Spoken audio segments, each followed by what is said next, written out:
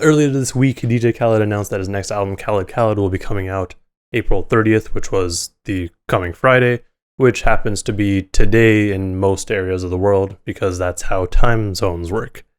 But to accompany the announcement of the album, he released a snippet of a song titled Sorry Not Sorry, featuring Nas, Jay-Z, James Fauntleroy, and harmonies from The Hive, which we can only assume is Beyonce. Seeing as this is probably the song that most people are going to be interested in, myself included, it's only appropriate that we go bar for bar and break down these lyrics. So it starts off with a chorus from James Fauntleroy and then an interlude from DJ Khaled. So it goes, sorry, not sorry, don't mind me, I'm living a dream, yeah. Came from nothing, whoever thought we would be living a dream, yeah. And then Khaled comes in, we the best music, another one, DJ Khaled. The chorus is pretty self-explanatory and gives you a really good idea of what the song is going to be about. These are all gentlemen and women who have reached a certain level of success in their life and in their career. And they aren't apologizing for what they did to get here and how they are here now. This then goes right into Nas's verse. Hear ye, only kings stand near me. Silicon Valley money mixed with Henny, that's a Fendi. Half a century almost, slice the green like a lawnmower. Till we all on, never fall off, you're a boss talk. Hear ye is something that most town criers would be yelling, not necessarily a king. So for him to be saying that is kind of contradictory. It's interesting because, if he's trying to portray himself as a king, maybe you shouldn't be the one doing hear ye, or maybe he's just trying to be more progressive and say, nah, we all kings. But he's basically saying only kings stand near him, only people of his stature stand near him. He's got money basically invested in different places. So he's got Silicon Valley money mixed with Henny, and that's a Fendi.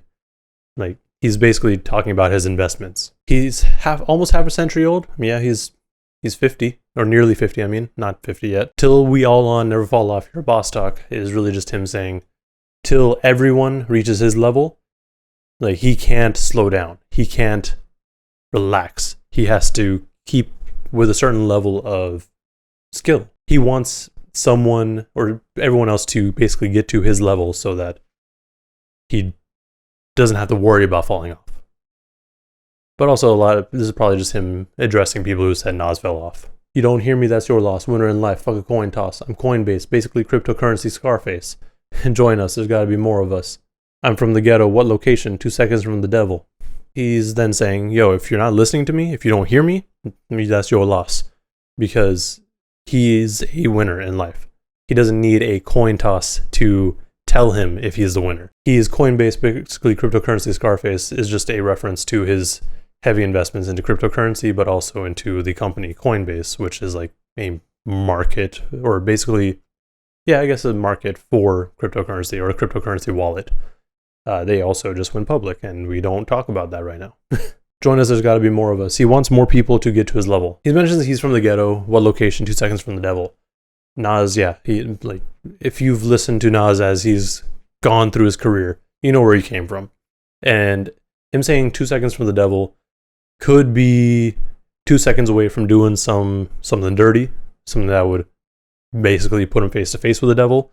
Or he's talking about how he may have been physically close to Hell's Kitchen in New York, which I don't know is necessarily close to where he was, but could be. I look heavenly in Capo with a Mexican sombrero, drink heavily, health is wealth. Look at wealthy me, wipe your nose, history my type of clothes. Miss me with the hate, help me so many people get cake. Him saying he looks heavenly in Capo with a Mexican sombrero is a little bit confusing because Capo, I believe, is a term for someone in the mafia at one of the higher levels. But him saying that he looks heavenly in Capo is a little bit strange unless it's a clothing brand that I'm not aware of. To me, it would make more sense that it says Cabo, so it might be an error in transcription because Cabo is in Mexico, and so the Mexican sombrero makes sense. Drink heavenly, health is wealth is also something that's kind of contradictory. If you drink heavily, you're probably not very healthy, unless you can somehow balance it. Look at wealth in me, wipe your nose, history is my type of clothes. Just him, continuing to talk about where he is. Look at his stature. And he's talking about history, his clothing line. Another example of him investing. A lot of this verse is basically him saying, there's other sources of income.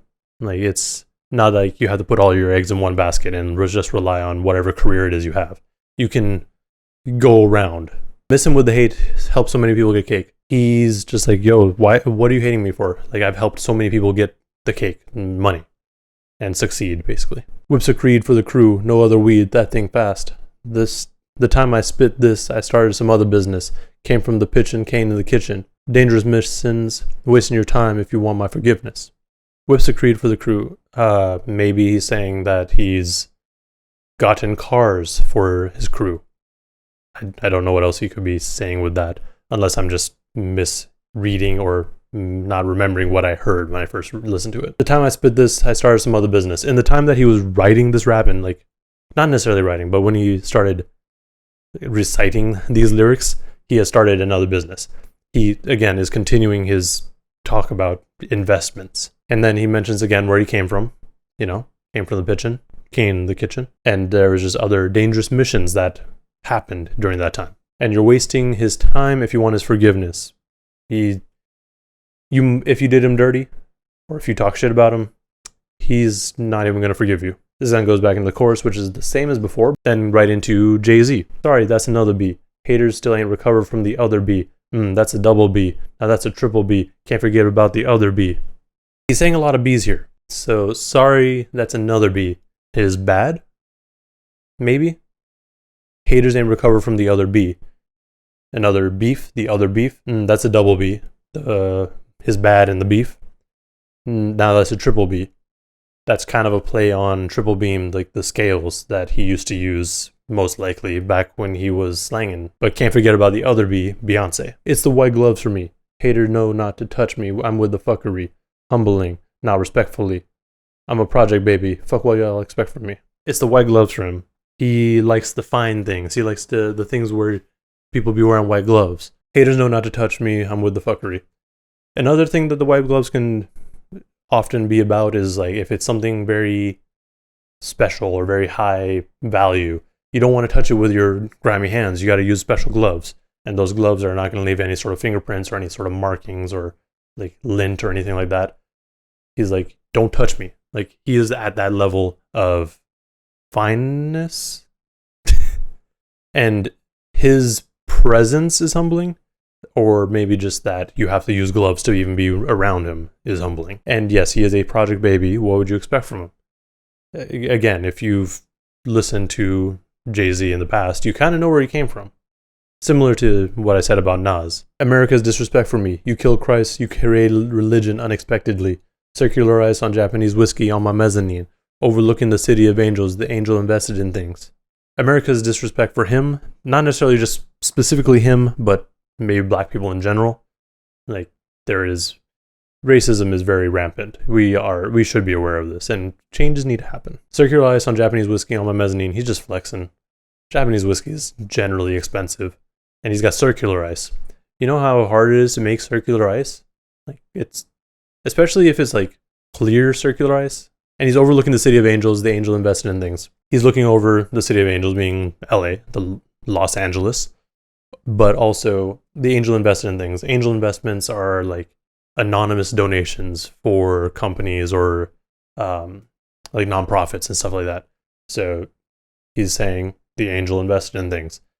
Maybe hinting out that he did these things, but who knows? Unprecedented run. Everybody getting bands. We just dance to different drums. I like who I become.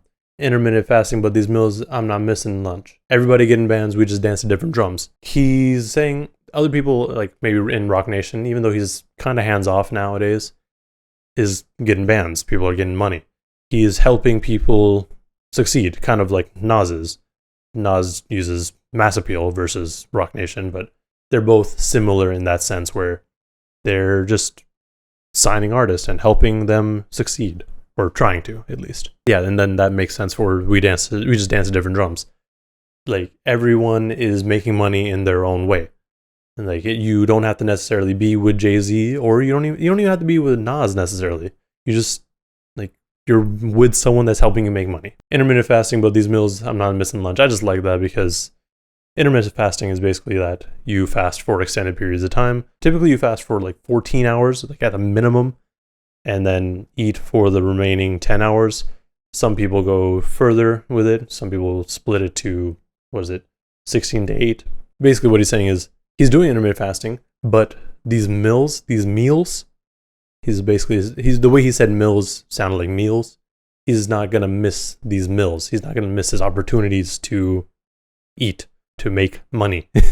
So he's not missing lunch. And then that goes back into the chorus, and the song's basically over. We also got, throughout the track, little harmonies from Beyonce. So she didn't really have like a major part other than just kind of doing ad-libs for Jay-Z. But yeah, that's the song.